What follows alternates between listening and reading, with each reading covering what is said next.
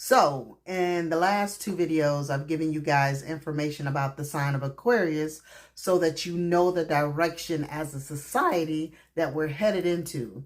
Now, remember I said all those wonderful things about the sign of Aquarius in those other videos. Well, all of us as a whole get to experience that because Pluto is in Aquarius. And except for about 3 months, this dominant feminine energy will be in Aquarius, a dominant masculine sign for about 19 years, give or take. Now, Pluto is the most powerful planet in astrology, and it is also an alpha female energy, and Aquarius is an alpha masculine signature. Together they will tear down systems that are no longer working, and they're going to help us to build up something new, something that's innovative, something that's original, and something that brings freedom to all of us as a collective. Now, Pluto, an outer planet which deals in the whole, and Aquarius, just so it can work its magic from the humanity side.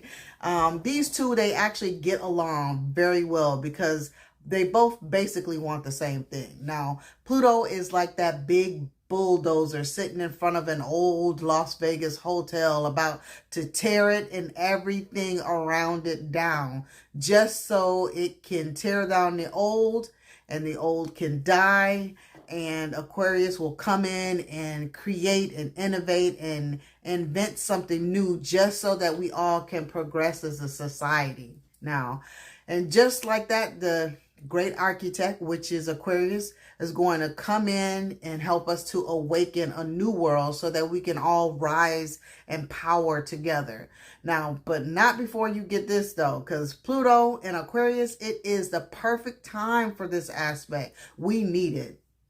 We really need it. Now, Pluto's death and rebirth represents like the greatest and the least, the highest and the lowest, and the best and the worst. Pluto is about unbridled power. So this is a time for not only just change, but great transformation. We have these two energies that have teamed up to wipe the slate clean, but not until the death of the old, so that the phoenix can rise and transform. Pluto, it rules over disruptive elements. So by the time Pluto gets done with us, we are not going to even look the same. Pluto is about world events influencing the masses.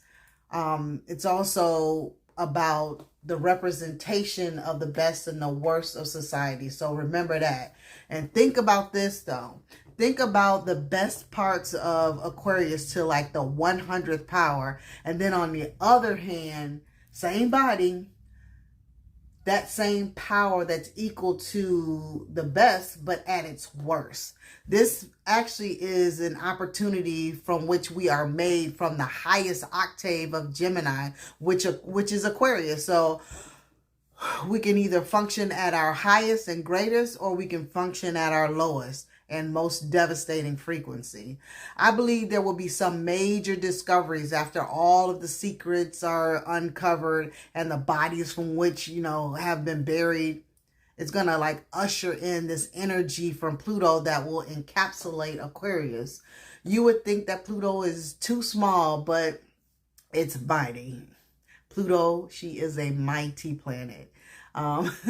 She's packed with power and she's packed with will. Pluto too is a bit eccentric, just like our friend Aquarius. So for almost 2 decades, we get to die and be reborn and transform and transcend in every aspect of ourselves.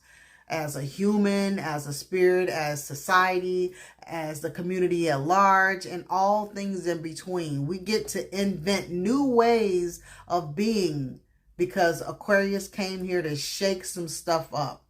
Remember? It also came to change suddenly, bring in like chaos, but not for a long time, just for a little bit.